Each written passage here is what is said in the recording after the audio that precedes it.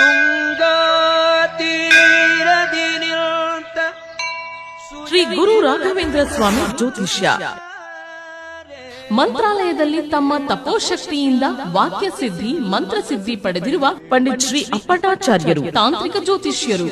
ಶ್ರೀ ಸಾಯಿಬಾಬಾ ಹಾಗೂ ರಾಘವೇಂದ್ರ ಸ್ವಾಮಿಯ ಆರಾಧಕರು. ನಿಮ್ಮ ಸಮಸ್ಯೆಗಳ ಪರಿಹಾರಕ್ಕೆ ಇಲ್ಲಿದೆ ದಿವ್ಯ ಮಾರ್ಗ.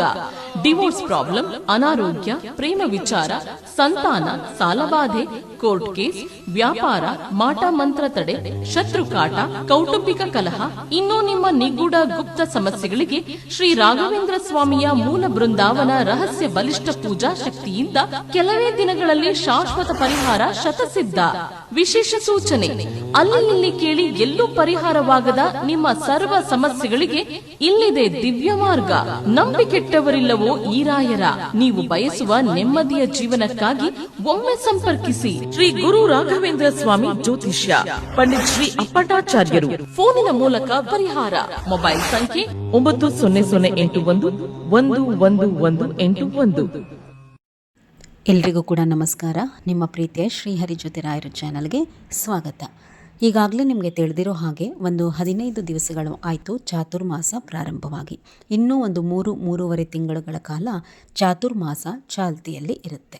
ಚಾತುರ್ಮಾಸ ಅಂತಂದರೆ ನೋಡಿ, ಕೆಲವೊಂದು ಪಂಗಡಗಳಲ್ಲಿ ಚಾತುರ್ಮಾಸ ಮುಗಿಯೋವರೆಗೂ ಒಂದಷ್ಟು ದಿವಸಗಳ ಕಾಲ ದ್ವಿದಳ ಧಾನ್ಯಗಳನ್ನು ಬಳಸೋದಿಲ್ಲ, ಒಂದಷ್ಟು ತರಕಾರಿಗಳನ್ನು ಬಳಸೋದಿಲ್ಲ, ಮೊಸರನ್ನು ಬಳಸೋದಿಲ್ಲ. ಒಂದಷ್ಟು ದಿವಸಗಳ ಕಾಲ ಹೀಗೆ ಇರುತ್ತೆ. ರಾಯರು ಕೂಡ ಮನುಷ್ಯ ಜನ್ಮದಲ್ಲಿ ಇದ್ದಾಗ ಮಧ್ವ ಮತವನ್ನು ಪಾಲನೆ ಮಾಡ್ತಾಯಿದ್ರು. ಅವತ್ತಿಗೆ ಅವರು ಕೂಡ ಈ ಚಾತುರ್ಮಾಸ ವ್ರತದ ಪ್ರಕಾರ ಒಂದಷ್ಟು ದಿವಸಗಳ ಕಾಲ ತರಕಾರಿ, ದ್ವಿದಳ ಧಾನ್ಯಗಳು, ಮೊಸರನ್ನು ಇದ್ಯಾವುದನ್ನು ಕೂಡ ಆಗ ಬಳಸ್ತಾ ಇರಲಿಲ್ಲ. ಇವತ್ತಿಗೂ ಕೂಡ ಬೃಂದಾವನದಲ್ಲಿ ರಾಯರು ಈ ಚಾತುರ್ಮಾಸ ವ್ರತವನ್ನು ಪಾಲನೆ ಮಾಡ್ತಾರೆ. ಹೀಗಾಗಿಯೇ ನಾವು ಚಾತುರ್ಮಾಸ ಮುಗಿಯೋ ತನಕ ರಾಯರು ಯಾವೆಲ್ಲ ಪದಾರ್ಥಗಳನ್ನು ಬಳಸೋದಿಲ್ವೋ ಅವುಗಳನ್ನು ನಾವು ರಾಯರಿಗೆ ನೈವೇದ್ಯವಾಗಿ ಇಡಬಾರ್ದು. ಇಟ್ಟಾಗ ಏನಾಗುತ್ತೆ, ನಾವು ತಿಳಿದು ಇಟ್ಟರೂ ಕೂಡ ತಿಳಿದಲೇ ಇಟ್ಟರೂ ಕೂಡ ನಮಗೆ ದೋಷ ಅನ್ನೋಂತಹದ್ದು ಬರುತ್ತೆ.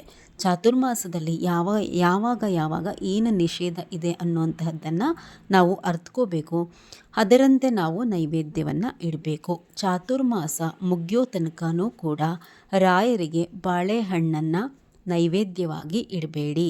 ತೆಂಗಿನಕಾಯಿಯನ್ನು ರಾಯರ ಮುಂದೆ ಒಡೆದು ಯಾವುದೇ ನೈವೇದ್ಯ ಪದಾರ್ಥಗಳಿಗೆ ಕಾಯಿ ತುರಿಯನ್ನು ಹಾಕಿ ರಾಯರಿಗೆ ನೈವೇದ್ಯವನ್ನು ಮಾಡಿ ನಾವು ಇಡೋ ಹಾಗೆ ಇಲ್ಲ. ಮತ್ತು ಕೆಲವರೆಲ್ಲ ಕಮೆಂಟ್ಸ್ಗಳಲ್ಲಿ ಏನು ಕೇಳ್ತೀರಾ ಅಂದರೆ, ಈಗ ಕಾಯಿ ಸಂಕಲ್ಪ ಸೇವೆ ಮಾಡ್ಕೋತಿರಲ್ವ, ಅದಕ್ಕೆ ನಾವು ಕಾಯಿಯನ್ನು ಬಳಸಬಹುದಾ ಈಗ ಹಾಗಾದರೆ ಅಂತ ಹೇಳಿ. ಸಂಕಲ್ಪ ಸೇವೆ ಕಾಯಿಯನ್ನು ಬಳಸ್ಕೊಂಡು ಮಾಡಿಕೊಳ್ಳಿಕ್ಕೆ ಯಾವುದೇ ತೊಂದರೆ ಇಲ್ಲ.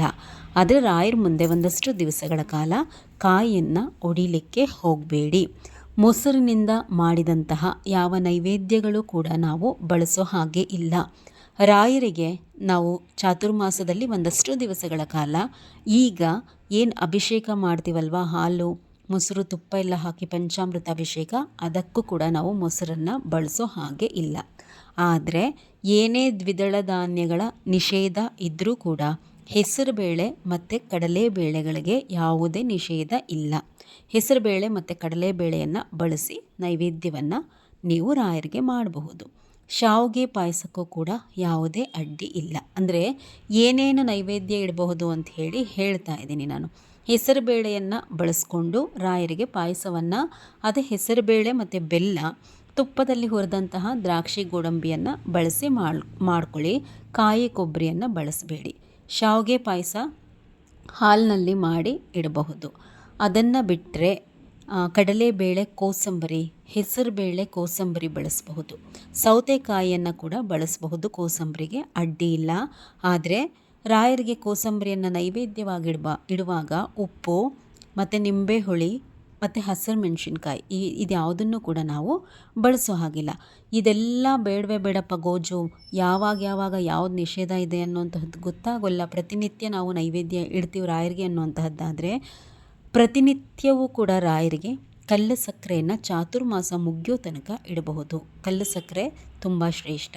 ಬಿಳಿ ಕಲ್ಲು ಸಕ್ಕರೆ, ಕೆಂಪು ಕಲ್ಲು ಸಕ್ಕರೆ ಎರಡನ್ನ ಕೂಡ ನೀವು ನೈವೇದ್ಯವಾಗಿ ರಾಯರಿಗೆ ಬಳಸಬಹುದು.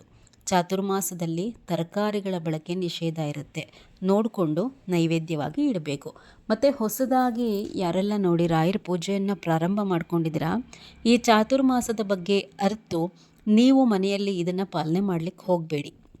ಅಂದರೆ ಯಾವಾಗ ಏನು ಪದಾರ್ಥಗಳ ನಿಷೇಧ ಇದೆ ಅಂತ ಹೇಳಿ ತಿಳ್ಕೊಂಡು ನೀವು ಮನೆಯಲ್ಲಿ ಅದನ್ನು ಬಿಡಲಿಕ್ಕೆ ಹೋಗಬೇಡಿ. ಚಾತುರ್ಮಾಸ ವ್ರತವನ್ನು ಹಿಂದೆಯಿಂದ ನಿಮ್ಮ ಮನೆಗಳಲ್ಲಿ ನಡೆಸ್ಕೊಂಡು ಬಂದಿದ್ದರೆ ಮಾತ್ರ ಮಾಡಬೇಕು.